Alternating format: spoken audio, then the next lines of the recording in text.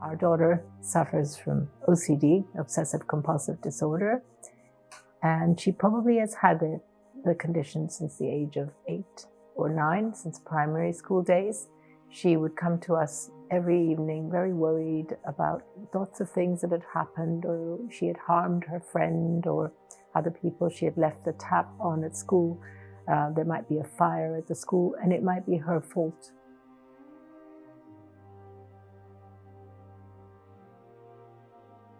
It went on for some time, and we thought that she would just grow out of this.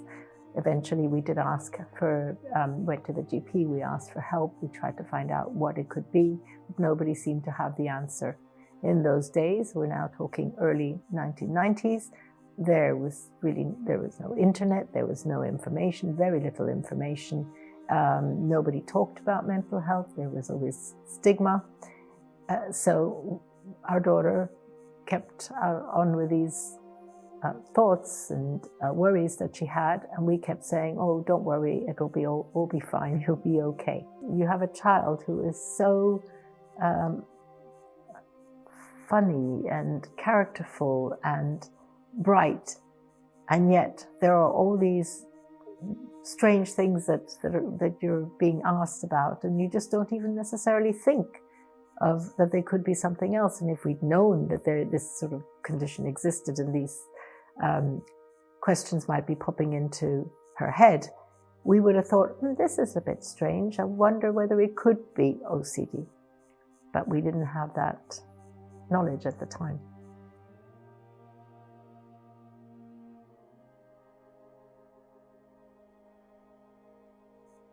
Unfortunately, people who have OCD hide their behaviors, so it's very difficult to know what is happening. You don't know what's happening in their thoughts. They're very embarrassed to tell you about it. They feel very weird, but they're constantly anxious. But you don't realize until you begin to suddenly notice that her hands became very rough and very red. And we discovered much later that she was washing her hands up to 50 times a day at school. This would often happen after the other children had gone back to class. She would run back into the washroom, wash her hands, and this was in order to try and relieve this anxiety. She felt maybe this would make things better. She also kept her jumper covering up her hands, so people couldn't see quite how raw and quite how red they were. The person who suffers with OCD has to constantly hide their behaviors because they feel so weird and embarrassed about their behaviors. Why would they be washing their hands 50 times a day? Why would they have to shower 6 times a day from top to toe?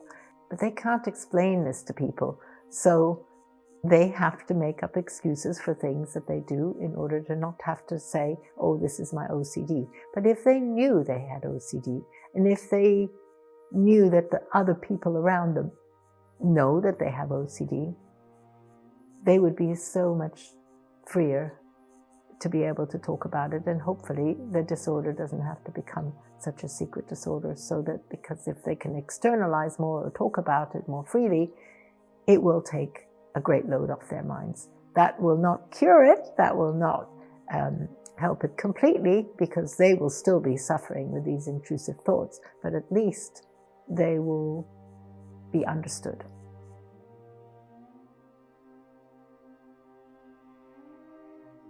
If you have OCD, you can certainly thrive in life, and there are a lot of people who probably even now still hide their OCD to a point, but they manage to thrive in life.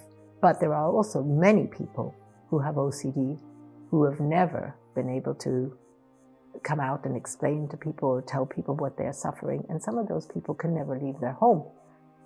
They can't, there are too many germs about, the families can't help them, they may not have the funds either to help themselves to go and get, if they're on a very long waiting list, they're not able to get the right therapy, but they might not even want to approach their GP in the first place.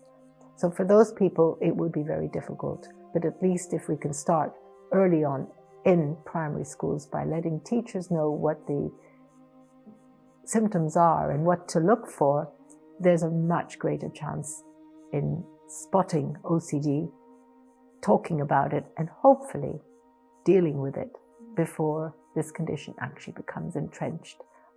I believe it's probably much more treatable and manageable if you start very early on and the person isn't suffering on their own thinking they're going crazy.